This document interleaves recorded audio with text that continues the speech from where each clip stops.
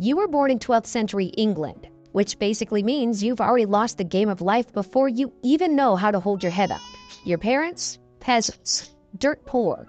Proud owners of absolutely nothing except a leaking roof and a few chickens that look just as depressed as you're about to become. From the second you gulp your first breath of smoky village air, your destiny is set in stone. Work until you break. Eat whatever hasn't spoiled yet, and pray you don't catch something that ends in pox. Your daily menu? Bread, if you're lucky. Maybe some wilted vegetables. A slice of salted fish on holidays, if the universe is feeling particularly generous. Meat? Please. That's reserved for the people who actually matter. As for your future, it's one long, gray road paved with calloused hands, aching bones, and the faint hope that maybe, just maybe, you'll die slightly less miserable than your parents did. No wealth, no legacy, no song sung about your greatness. Just another faceless soul in a world that wouldn't notice if you vanished tomorrow. And just when you're getting cozy with the idea of eternal, inescapable mediocrity, your father drops a bombshell. He knows a way out, a sliver of a chance, a gamble so desperate that only someone who's seen how bad it gets would dare roll the dice. Because sure, breaking your back in a noble's field sucks, but chasing a dream, that can hurt even worse. At the ripe old age of 8, because nothing screams ready for adult life like being barely tall enough to reach a doorknob, your parents ship you off to the city, not because they don't love you, not because they're tired of feeding you, but because your father, after a lifetime of shoveling manure for nobles who didn't even know his name, heard about a man, a blacksmith, a craftsman so skilled he lived like a king among peasants. And your father, he actually knew him, not well enough to ask for a favor, but just enough to offer up his own son as tribute. This right here is the plan, the one shot, the only thin, flickering chance you'll ever get to claw your way out of a life of mud and misery. So, with nothing but a threadbare sack and a head full of desperate hope, you're sent into the belly of the beast. The city hits you like a fist to the gut. It's filthy, overcrowded. It smells like someone set a barn on fire and then tried to put it out with sewage. You don't even have time to catch your breath before you're shoved through the doors of the blacksmith's forge, the place where your better life is supposed to start. And immediately, you realize this is hell. The forge is a screaming, sweating, hammer-swinging madhouse. The air is thick with smoke, and the heat slams into you like a brick wall. Kids your size sprint past carrying molten metal like it's just another Tuesday. The master blacksmith gives you one look, thin arms, wide eyes, change your clothes, get to work. No inspiring speech, no welcome to your future, just a stack of filthy rags and a schedule that would make a grown man cry. Congratulations, you're an apprentice now, which is medieval code for human tool. Your new responsibilities? Haul buckets of water so heavy your knees pop like old wagon wheels. Shovel endless mountains of coal until your spine feels like it's about to snap. Pump the bellows until your arms shake harder than a leaf in a hurricane. And if you screw up, if you so much as drop a hammer or let the fire flicker for a half a second, punishment is immediate. Extra hours, no food, public humiliation. Sometimes all three, if the master's feeling generous. Because out there, waiting and watching, is a line of desperate kids who would kill to take your place. No second chances, no sympathy, just sharpened knives and hungrier eyes. Meanwhile, you're trapped in a daily war against John, Michael, and Robert. John, the schemer, son of a famous weaponsmith, here to outshine his old man. Michael, the prodigy, could outwork 3 apprentices with one hand tied behind his back. Robert, the suck-up, his uncle's on the city council, and he never lets anyone forget it. They're not your friends. They're not your teammates. They're the wolves you'll have to outrun if you want to survive the forge at all. Years crawl by, each one pounding a little more strength and a little more fear into your body. But somehow, you survive. You survive the cracked knees, the split open hands, the hammer blows that glance off your wrist instead of the anvil. You survive John's scheming, Michael's effortless dominance, and Robert's smug reminders that your bloodline couldn't buy a loaf of bread. And finally, after burned fingers and sleepless nights, you stop being just another clumsy pair of hands. You become something more dangerous. You start making real tools, horseshoes that hold firm through a cavalry charge, nails that don't split the timber when driven home, swords sharp enough to whisper death with a single swing. The first time your master picks up one of your finished pieces, turns it over in his hands, and grunts something that isn't total disgust, you realize you're not a burden anymore. You're an asset. You're still an apprentice, still disposable, but now you're good enough to matter. And when you finally reach your graduation day, around the age of 15, you're offered something you spent half your life dreaming about, a future. The master calls you over, his face carved out of stone. No smile, no ceremony, just two choices thrown at your feet like a battered coin flip. Option 1, stay, work for him, earn steady wages, live under his roof with a guarantee of food, shelter, and just enough coin to survive the winter. A life of hard labor, sure, but a safe one. Predictable, comfortable, survivable. Option 2, become a journeyman, step into the wild, travel from city to city, town to town, begging for work in places where a stranger is just another problem to ignore or rob. No guarantees, no protection, no second chances. If you make it, you carve your own legend. If you fail, you die cold, hungry, and invisible. You hesitate. Of course you hesitate. After all, security sounds a lot sweeter when you know exactly how hard the world outside could punch. But then your master tosses in one final shard of hope. If you leave and survive, there might be a place for you here again someday. Might. Not will. Not promise. Just a sliver of possibility, barely enough to catch the light. And because you're young and stubborn and so damn sick of taking orders, you take the gamble. You choose the unknown. You become a journeyman. And you step out into the world for the first time, alone. You had a job, you turned it down. Security, food, a roof over your head, all tossed aside because you wanted more. Was it a mistake? Maybe, maybe not. You're about to find out. The first few days on your own are a special kind of misery. No forge, no tools, no real plan. Just a satchel slung over your shoulder and a growing pit of hunger gnawing at your ribs. You walk for days, town to town, village to village, asking for work at every forge you find. Most times, you don't even get a no. You get ignored, like you're not even there.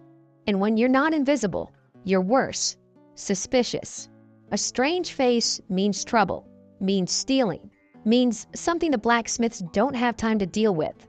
By the second week, you're sharpening knives for street vendors just to earn a scrap of bread. By the third, you're sleeping in barns and stables when the farmers aren't looking. By the fourth, you're genuinely considering selling your hammer for a bowl of stew. This is the glamorous life you fought for. This is freedom. And it's slowly killing you. But just when the hunger gets loud enough to drown out your pride, you catch a break. A farmer's hoe snaps in half during planting season. You repair it with a borrowed hammer and half a fire pit, forging the cracked iron back together with hands that haven't held proper tools in weeks. The farmer's impressed.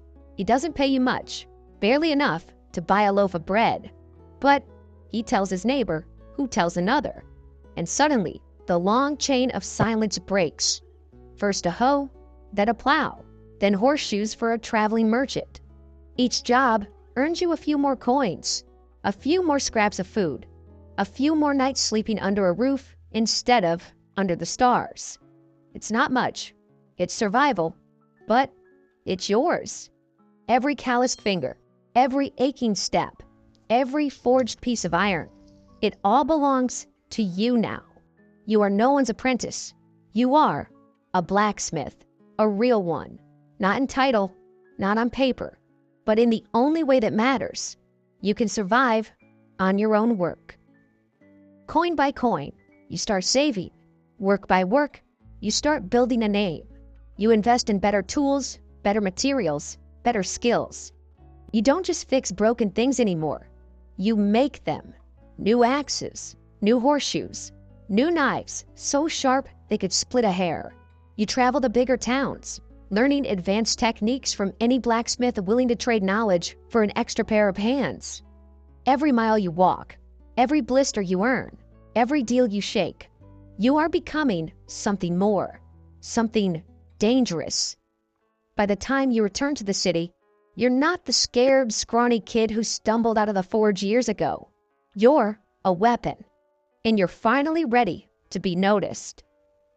The city doesn't recognize you at first. You've changed. Not just older, not just stronger, honed, tempered, like a blade that's been hammered until the impurities burned away. You take on jobs, bigger ones, more important ones. And word spreads faster than wildfire. You're not just a blacksmith's apprentice anymore. You're the blacksmith. The guy who reforged a knight's sword on the road when every other smith said it was hopeless. The guy who can shoe a war horse so well, it runs like it's floating on air. Nobles start to take notice, mercenaries, even army generals. At first, it's everything you dreamed about. Coin pours in like rain. The kind of coin that buys respect, that buys comfort. You rent a real workshop, you sleep on a real bed, you eat real food, meat, whenever you damn well feel like it. You stop surviving, you start living. And then, reality slams its foot on your throat. Because when you're that good, you stop being a craftsman, you become a resource. And resources get claimed. You hear whispers before you see it. Certain nobles aren't just impressed with your work, they're interested in owning it, owning you. One day, a letter arrives, an offer, polite on the surface, threatening underneath. A powerful lord wants you as his personal blacksmith. No negotiations, no counteroffers. You belong to him now. And if you don't like it, there are always ways to convince a man to become more cooperative.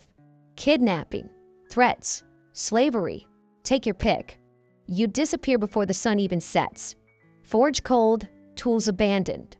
For a month, you live like a rat, moving from barn to barn, alley to alley, praying you don't see a bannered guard riding through the streets. If they find you, it's over. You won't be a master anymore. You'll be a prisoner with a hammer. But fate, for once, flinches first. The civil war boiling in the kingdom finally erupts. The lords who wanted you dead or caged have bigger things to worry about, like not getting their heads chopped off. You survive by sheer luck, by sheer stubbornness. You survive. And when the dust settles, you rise. By 22, you're no longer some desperate kid hauling buckets for scraps. You're a master blacksmith, not just by title, but by reputation. Lords compete for your services. Knights travel across kingdoms to commission your blades. And this time, you choose who you work for. You choose where you plant your forge. You build your own workshop, your own house, your own name. You are everything your father dreamed you could become, and far more than he ever dared to imagine. But success isn't the paradise you pictured, not even close. The orders never stop. Weapons for armies, armor for battalions, tools for whole regions. The forge roars from dawn to dusk, the fires never dying, the anvil never cooling. You hire apprentices of your own, kids who look at you the way you once looked at your master. No matter how many hands you bring in, no matter how many hours you pour into the work, it's never enough. It's never enough.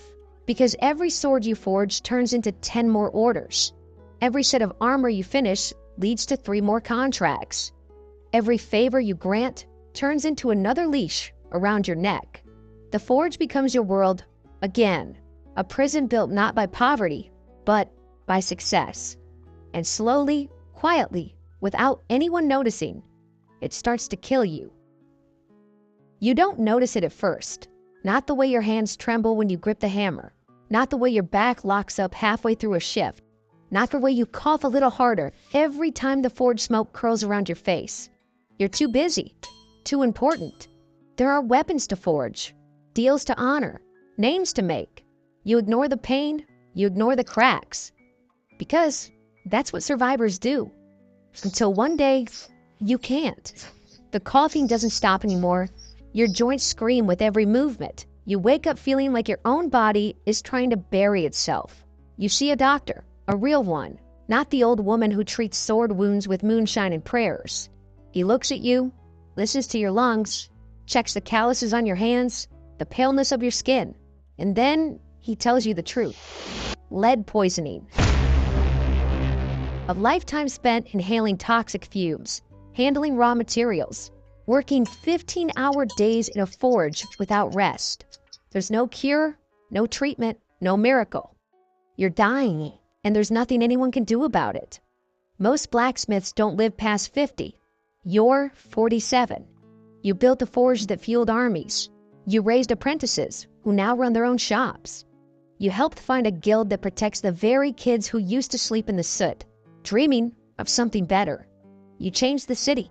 You changed the world. And no one outside those walls will ever know your name. No songs, no statues, no legends whispered around campfires. Just the quiet legacy of iron and smoke and broken hands. You accept it. Because the truth is, you never swung a hammer for glory. You did it to survive. You did it to escape. You did it to prove, if only to yourself, that you could be more than the world expected. And you were. The day you die, the forge is still burning. Apprentices still hammering steel into swords. Journeymen still shaping iron into armor. Customers still lined up, clutching coin, desperate for the work your hands have once performed. The world doesn't stop. It barely even slows down. But somewhere, deep in the roar of fire and steel, your story lives on. Not in songs, not in stories, but in every blade that refuses to break, in every nail that holds a house together, in every apprentice who dares to believe that maybe, just maybe, they can be more. You were never just a blacksmith. You were the fire that shaped an empire. And even as your body fades into ash and dust, the forge never dies.